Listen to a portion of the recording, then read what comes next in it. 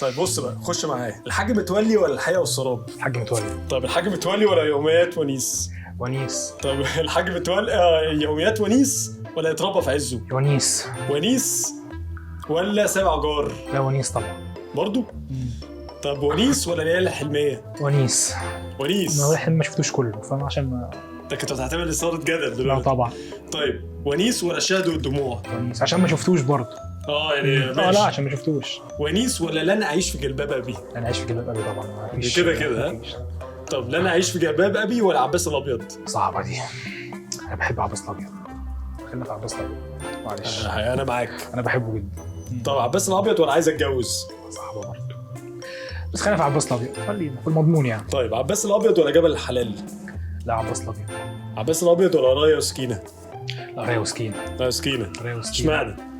رايه وسكينه موضوع مسلسل ما يتعملش زيه قبل كده ولا يتعمل متهيألي. اتقان في كل تفاصيله.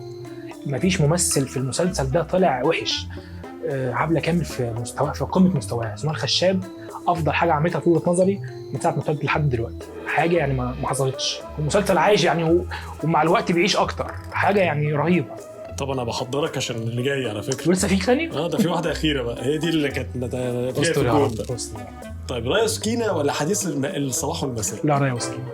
انا بخاف صح، انا بخاف منه اصلا. بلاش.